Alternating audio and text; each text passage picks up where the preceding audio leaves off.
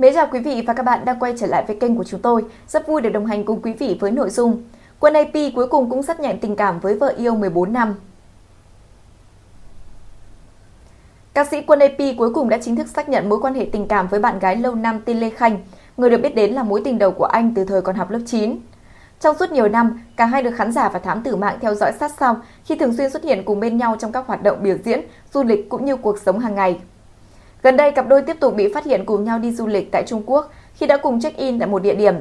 Điều đặc biệt thu hút sự chú ý đó là trong phần bình luận của một đoạn clip có liên quan, Quân AP đã trả lời một người dùng mạng với một câu hỏi hài hước nhưng cũng rất ngầm ý.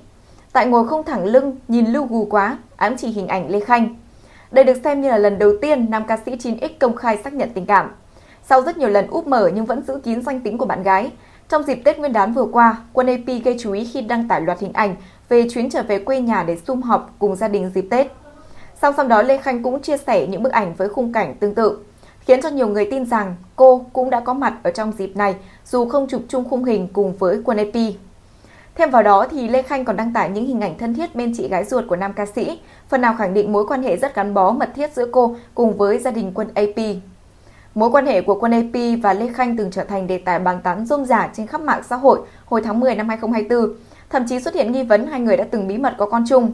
Tuy nhiên chưa từng có bất cứ một xác nhận chính thức nào từ phía cả hai. Trong thời gian qua, cặp đôi nhiều lần bị bắt gặp đồng hành cùng với nhau, từ những chuyến đi du lịch cho đến các khoảnh khắc đời thường đầy thân mật. Quân AP vốn nổi tiếng là người khá kín tiếng ở trong chuyện đời tư kể từ khi bước chân vào giới giải trí và được nhiều khán giả biết đến. Ở trong một cuộc phỏng vấn hồi tháng 2 năm 2024, anh từng chia sẻ quan điểm về chuyện tình cảm, rằng anh luôn muốn giữ sự riêng tư, hạn chế công khai để tránh tạo những áp lực cho bạn gái, cũng như là chính bản thân mình. Nam ca sĩ cho biết, tình yêu là chuyện của hai người, nên việc chia sẻ nó với quá nhiều người thì sẽ tạo ra những áp lực vô hình. Tôi đã từng chứng kiến có nhiều cặp đôi vì công khai nên mới chia tay, khiến cả hai người đều phải chịu rất nhiều những tổn thương.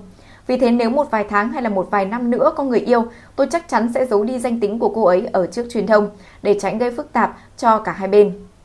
Việc Quân AP công khai hình ảnh và trả lời bình luận liên quan đến bạn gái được xem như là bước tiến rất lớn trong việc mở lòng với người hâm mộ về đời sống tình cảm riêng tư. Cặp đôi hiện nhận được nhiều lời chúc phúc từ phía khán giả và cộng đồng mạng, hy vọng là họ sẽ tiếp tục hạnh phúc bền lâu ở bên cạnh nhau sau 14 năm đã gắn bó.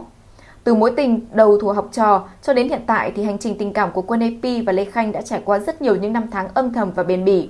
Không ồn ào phô trương mà vẫn nhận được sự quan tâm lớn từ phía công chúng.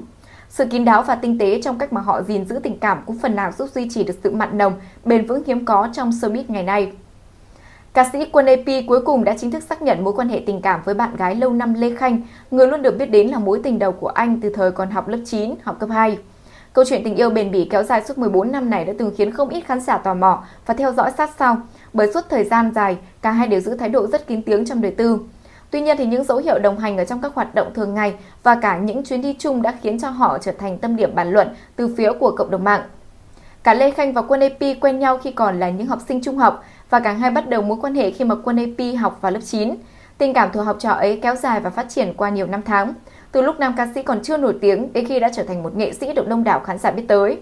Thời gian qua thì Lê Khanh cũng đã không ít lần bị tóm dính đồng hành cùng với Quân AP trong nhiều dịp, từ những chuyến biểu diễn, hoạt động về giải trí cho tới các chuyến đi du lịch chung, và thể hiện một mối quan hệ rất khăng khít và thân mật bên cạnh nhau. Vừa rồi là những thông tin mới nhất được cập nhật trên kênh của chúng tôi. Cảm ơn quý vị đã quan tâm theo dõi. Xin chào và hẹn gặp lại.